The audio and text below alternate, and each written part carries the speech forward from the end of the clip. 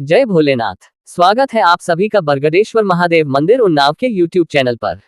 आज हम अपने दैनिक प्रवचन में पद्म पुराण का पावन पाठ आरंभ कर रहे हैं। हमारा उद्देश्य है कि 18 पुराणों का ज्ञान हम रोजाना आप तक वीडियो के माध्यम से पहुंचाते रहें। हर दिन शाम 5 बजे नई वीडियो और शाम 6:30 बजे लाइव आरती दर्शन भी अवश्य देखें। चलिए भक्तिपूर्ण यात्रा की ओर बढ़ते हैं। जय भोलेनाथ। ओम श्री परमात्मने नमः। संक्षिप्त पद्म पुराण सृष्टिखंड पृथु के चरित्र तथा सूर्यवंश का वर्णन 9। भीष्म जी ने पूछा, ब्राह्मण, सुना जाता है पूर्व काल में बहुत से राजा इस पृथ्वी का उपभोग कर चुके हैं। पृथ्वी के संबंध से ही राजाओं को पार्थिव या पृथ्वीपति कहते हैं। परंतु इस भूमि की जो पृथ्वी संज्ञा है वह किसके संबंध से हुई है? भूमि को यह पारिभाषिक संज्ञा किस लिए दी गई अथवा उसका गौ नाम भी क्यों पड़ा, यह मुझे बताइए। पुलस्त्य जी ने कहा, स्वयंभू मनु के वंश में एक अंग नाम के प्रजापति थे। उन्होंने मृत्यु की कन्या सुनीता के साथ विवाह किया था। सुनीता का मुख बड़ा कुरूप था। उससे वेन नामक पुत्र हुआ जो सदा अधर्म में ही लगा रहता था। वह लोगों की बुराई करता और पराई स्त्रियों को हड़प लेता था। एक दिन महर्षियों ने उसकी भलाई और जगत के उपकार के लिए उसे बहुत कुछ समझाया बुझाया, परंतु उसका अंतःकरण अशुद्ध होने के कारण उसने उनकी बात नहीं मानी, प्रजा को अभयदान नहीं दिया।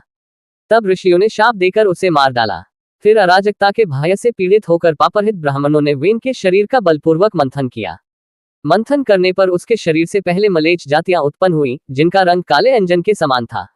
तत्पश्चात उसके दाहिने हाथ से एक दिव्य तेजो में शरीरधारी धर्मात्मा पुरुष का प्रादुर्भाव हुआ, जो धनुष, बाण और गदा धारण किए हुए थे तथा रत्नमय कवच एवं अंगादि आभूषणों से विभूषित थे। वे पृथु के नाम से प्रसिद्ध हुए।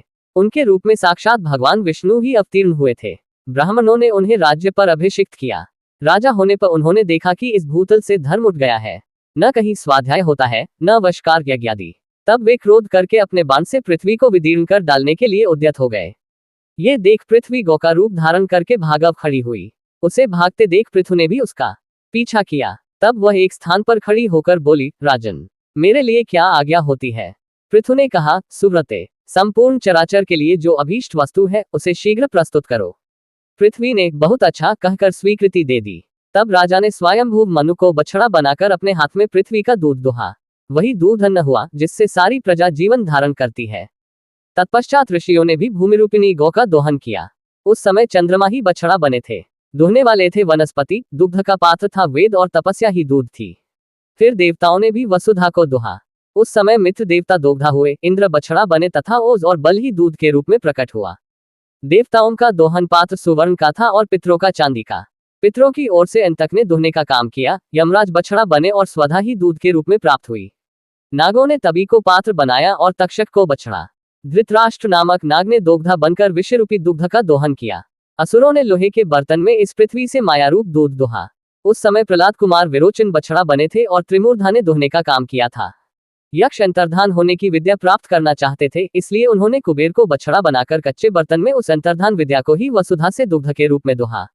गंधर्वों और अप्सराओं ने चित्ररथ को बछड़ा बनाकर कमल के पत्ते में पृथ्वी से सुगंधों का दोहन किया।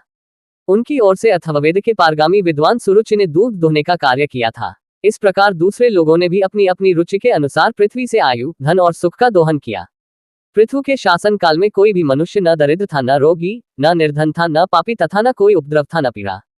सब सदा प्रसन्न रहते थे। किसी को दुख या शोक नहीं था। महाबली पृथु ने लोगों के हित की इच्छा से अपने धनुष की नोक से बड़े बड़े पर्वतों को उखाड़कर हटा दिया और पृथ्वी को समतल बनाया। पृथु के राज्य में गांव बसाने या किले बनवाने की आवश्यकता नहीं थी। किसी को शस्त्र धारण करने का भी कोई प्रयोजन नहीं था। मनुष्यों को विनाश एवं वैषम्य का दुख नहीं देखना पड़ता था। अर्थशास्त्र में किसी का आदर नहीं था। सब लोग धर्म में ही संलग्न रहते थे। इस प्रकार मैंने तुमसे पृथ्वी के दोहन पात्रों का वर्णन किया तथा जैसा जैसा दूध दोहा गया था वह भी बता दिया। राजा पृथु बड़े विज्ञ थे। जिनकी जैसी रुचि थी उसी के अनुसार उन्होंने सबको दूध प्रदान किया। ये प्रसंग यज्ञ और श्राद्ध सभी अवसरों पर सुनाने के योग्य है। इसे मैंने तुम्हें सुना दिया। ये भूमि धर्मात्मा पृथु की कन्या मानी गई। इसी से विद्वान पुरुष पृथ्वी कहकर इसकी स्तुति करते हैं। भीष्म जी ने कहा, ब्राह्मण, आप तत्व के ज्ञाता हैं। अब क्रमशः सूर्यवंश और चंद्रवंश का पूरा एवं यथार्थ वर्णन कीजिए। पुलस्त्य जी ने कहा, राजन, पूर्व काल में कश्यप जी से अदिति के गर्भ से विवस्वान नामक पुत्र हुए। विवस्वान के 3 स्त्रियां थी, संज्ञा, रागी और प्रभा। रागी ने रैवत नामक पुत्र उत्पन्न किया। प्रभा से प्रभात की उत्पत्ति हुई। संज्ञा विश्वकर्मा की पुत्री थी। उसने वैवस्वत मनु को जन्म दिया। कुछ काल पश्चात संज्ञा के गर्भ से यम और यमुना नामक 2 जुड़वी संतानें पैदा हुई। तदनंतर वह विवस्वान सूर्य के तेजोमय स्वरूप को न सह सकी, अतः उसने अपने शरीर से अपने ही समान रूप वाली एक नारी को प्रकट किया। उसका नाम छाया हुआ। छाया सामने खड़ी होकर बोली, देवी, मेरे लिए क्या आज्ञा है? संज्ञा ने कहा, छाया, तुम मेरे स्वामी की सेवा करो, साथ ही मेरे बच्चों का भी माता की भांति स्नेहपूर्वक पालन करना। तथास्तु कहकर छाया भगवान सूर्य के पास गई। वह उनसे अपनी कामना पूर्ण करना चाहती थी। सूर्य ने भी यह समझकर कि यह उत्तम व्रत का पालन करने वाली संज्ञा ही है, बड़े आदर के साथ उसकी कामना की। छाया ने सूर्य से सावर्ण मनु को उत्पन्न किया। उनका वर्ण भी वैवस्वत मनु के समान होने के कारण उनका नाम सावर्ण मनु पड़ गया। तत्पश्चात खंड भगवान भास्कर ने छाया के गर्भ से क्रमशः शनैश्च नामक पुत्र तथा तप्ती और विष्टि नाम की कन्याओं को जन्म दिया। एक समय महर्षि यमराज वैराग्य के कारण पुष्कर तीर्थ में गए और वहां फल, फेन एवं वायु का आहार करते हुए कठोर तपस्या करने लगे। उन्होंने 100 वर्षों तक तपस्या के द्वारा ब्रह्मा जी की आराधना की। उनके तप के प्रभाव से देवेश्वर ब्रह्मा जी संतुष्ट हो गए। तब यमराज ने उनसे लोकपाल का पद, अक्षय पितृलोक का राज्य तथा धर्माधर्म में जगत की देखरेख का अधिकार मांगा। इस प्रकार उन्हें ब्रह्माची से लोकपाल पदवी प्राप्त हुई। साथ ही उन्हें पितृलोक का राज्य और धर्माधर्म के निर्णय का अधिकार भी मिल गया। छाया के पुत्र शनैश्च भी तप के प्रभाव से ग्रहों की समानता को प्राप्त हुए। यमुना और तप्ती ये दोनों बसे सूर्य कन्याएं नदी हो गईं। विष्टि का स्वरूप बड़ा के भयंकर था, वह काल रूप से स्थित हुई। वैवस्वत मनु के 10 महाबली पुत्र हुए, उन सब में इल ज्येष्ठ थे। शेष अति पुत्रों के नाम इस प्रकार हैं: इक्ष्वाकु, कुशनाभ, अरिष्ट, स्वदृष्ट, नरसिंह, करुष, महाबली, शर्याति, पृषध्र तथा भासे नाभाग। ये सभी दिव्य मनुष्य थे। राजा मनु अपने हुई ज्येष्ठ और धर्मात्मा पुत्र इल को राज्य पर अभिषिक्त को करके स्वयं पुष्कर के तपोवन में तपस्या करने के लिए ही चले गए। तदनंतर उनकी तपस्या को सफल करने के नकालिए वरदाता ब्रह्मा जी आए और बोले, मनु, तुम्हारा कल्याण हो, तुम अपनी इच्छा के अनुसार वर मांगो। मनु ने कहा, स्वामिन, आपकी कृपा से पृथ्वी के संपूर्ण राजा धर्मप्रायण, ऐश्वर्यशाली तथा मेरे अधीन हो। तथास्तु कहकर देवेश्वर ब्रह्मा जी वहीं अंतर्धान हो गए। तदनंतर मनु अपनी राजधानी में आकर पूर्ववत रहने लगे। इसके बाद राजा इल अर्थ सिद्धि के लिए इस भूमंडल पर विचरने लगे। वे संपूर्ण द्वीपों में घूम घूम कर वहां के राजा उनको अपने वश में करते थे। एक दिन प्रतापी इल रथ में बैठकर भगवान शंकर के महान उपवन में गए, जो कल्पवृक्ष की लताओं से व्याप्त एवं साक्षात शरवण के नाम से प्रसिद्ध था। उसमें देवाधिदेव चंद्रार्धशेखर भगवान शिव पार्वती जी के साथ क्रीड़ा करते हैं। पूर्व काल में महादेव जी ने उमा के साथ शरवण के भीतर प्रतिज्ञा पूर्वक ये बात कही थी कि पुरुष नामधारी जो कोई भी जीव हमारे वन में आ जाएगा, वह इस 10 योजन के घेरे में पैर रखते ही स्त्री रूप हो जाएगा। राजा इल इस प्रतिज्ञा को नहीं जानते थे, इसीलिए शरवण में चले गए। वहां पहुंचने पर वे सहसा स्त्री हो गए तथा उनका घोड़ा भी उसी समय घोड़ी बन गया। राजा के जो पुरुषोचित अंग थे, वे सभी स्त्री के आकार में परिणत हो गए। इससे उन्हें बड़ा आश्चर्य हुआ। अब वे इला नाम की स्त्री थे। इला उस वन में घूमती हुई सोचने लगी, मेरे माता पिता और भ्राता कौन है? वह इसी उधेड़ बुन में पड़ी थी। इतने में ही चंद्रमा के पुत्र बुध ने उसे देखा। इला की दृष्टि भी बुध के ऊपर पड़ी। सुंदरी इलाका मन बुध के रूप पर मोहित हो गया। उधर बुध भी उसे देखकर कामपीड़ित हो गए और उसकी प्राप्ति के लिए यत्न करने लगे। उस समय बुध ब्रह्मचारी के वेश में थे। वे वन के बाहर पेड़ों के झुरमुट में छिपकर इला को बुलाने लगे, सुंदरी, ये सांझ का समय विहार की वेला है जो बीती जा रही है। आओ, मेरे घर को लीप पोतकर फूलों से सजा दो। इला बोली, तपोधन, मैं ये सब कुछ भूल गई हूँ। बताओ, मैं कौन हूँ? तुम कौन हो? मेरे स्वामी कौन है तथा मेरे कुल का परिचय क्या है? बुध ने कहा, सुंदरी, तुम इला हो, मैं तुम्हें चाहने वाला गब बुध हूँ। मैंने बहुत विद्या पढ़ी है। तेजस्वी के कुल में मेरा के जन्म हुआ है। मेरे पिता ब्राह्मणों के राजा चंद्रमा है। बुध की यह बात सुनकर इला ने उनके घर में प्रवेश किया। वह सब प्रकार के भोगों से संपन्न था और अपने वैभव से इंद्र भवन को मात कर रहा था। वहां रहकर इला बहुत समय तक बुध के साथ वन में रमण करती रही। उधर इल के भाई इक्ष्वाकु आदि मनु कुमार अपने राजा की खोज करते हुए उस शरवण के निकट आ पहुंचे। उन्होंने नाना प्रकार के स्तोत्रों से का पार्वती और महादेव जी का स्तवन किया। तब वे दोनों प्रकट होकर बोले, राजकुमारों, मेरी यह प्रतिज्ञा तो टल नहीं सकती, किंतु इस समय एक उपाय हो सकता है। इक्ष्वाकु अश्वमेध यज्ञ करें और उसका फल हम दोनों को अर्पण कर दें। ऐसा करने से वीरवर इल किम पुरुष हो जाएंगे, इसमें तनिक भी संदेह की बात नहीं है। बहुत अच्छा प्रभो, ये कहकर मनु कुमार लौट गए। फिर इक्ष्वाकु ने अश्वमेध यज्ञ किया। इससे इल्ला किम पुरुष हो गई। वे 1 महीने पुरुष और 1 महीने स्त्री के रूप में रहने लगे। बुध के भवन में स्त्री रूप से रहते समय इल ने गर्भ धारण किया था। उस गर्भ से उन्होंने अनेक गुणों से युक्त पुत्र को जन्म दिया। उस पुत्र को उत्पन्न करके बुध स्वर्गलोक को चले गए। वह प्रदेश इल के नाम पर इलावृत वर्ष के नाम से प्रसिद्ध हुआ। एल चंद्रमा के वंशज तथा चंद्रवंश का विस्तार करने वाले राजा हुए। इस प्रकार इला कुमार पुरूरवा चंद्रवंश की तथा राजा इक्ष्वाकु सूर्यवंश की वृद्धि करने वाले बताए गए हैं। इल किमपुरुष अवस्था में सुद्युम्न भी कहलाते थे। तदनंतर सुद्युम्न से 3 पुत्र और हुए जो किसी से परास्त होने वाले नहीं थे। उनके नाम उत्कल, गया तथा हरिताश्व थे।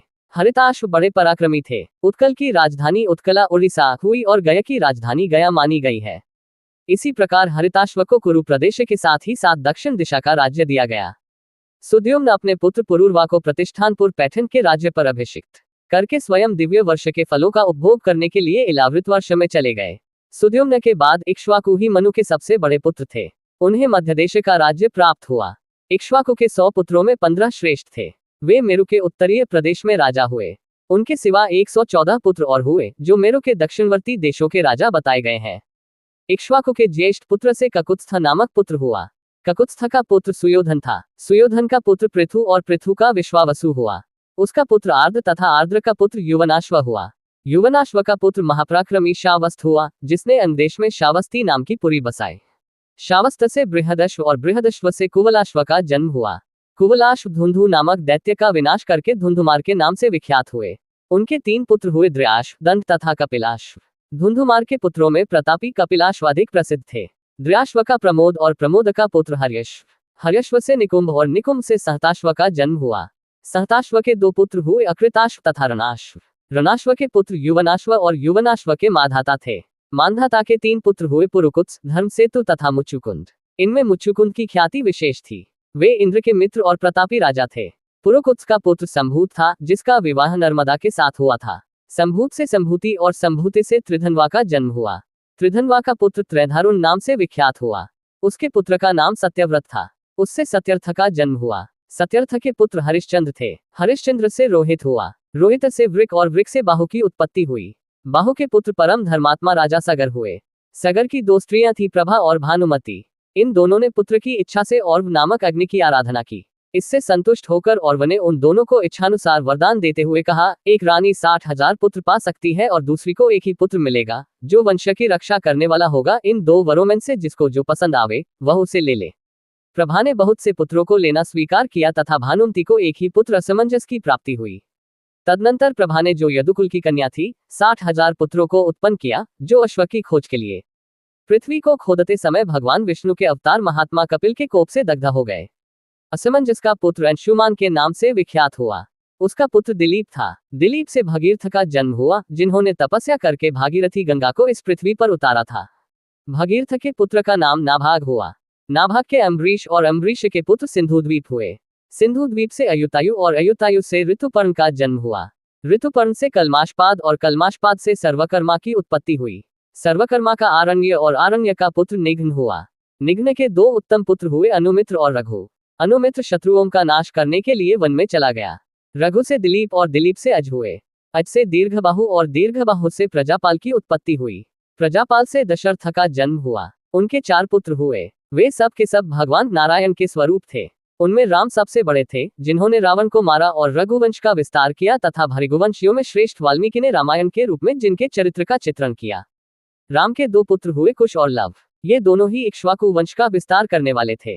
कुश से अतिथि और अतिथि से निष्ठ का जन्म हुआ। निष्ठ से नल, नल से नभा, नभा से पुंडरीक और पुंडरीक से क्षेमधनवा की उत्पत्ति हुई। क्षेमधनवा का पुत्र देवानीक हुआ। वह वीर और प्रतापी था। उसका पुत्र अहिनगु हुआ। अहिनगु से सहस्त्राश्व का जन्म हुआ। सहस्त्राश्व से चंद्रावलोक, चंद्रावलोक से तारापीठ, तारापीठ से चंद्रगिरि, चंद्रगिरि से चंद्र तथा चंद्र से श्रुतायु हुए, जो महाभारत युद्ध में मारे गए। नल नाम के 2 राजा प्रसिद्ध हैं, एक तो वीरसेन के पुत्र थे और दूसरे निष्ठ के। इस प्रकार इक्ष्वाकु वंश के प्रधान राजाओं का वर्णन किया गया। आशा है आज का पद्म पुराण पाठ आपके जीवन में शांति और आशीर्वाद लाएगा। कृपया चैनल को लाइक, शेयर और सब्सक्राइब अवश्य करें। शाम 6:30 बजे लाइव आरती दर्शन में जरूर जुड़ें। फिर मिलेंगे कल शाम 5 बजे एक नए अध्याय के साथ। जय भोलेनाथ।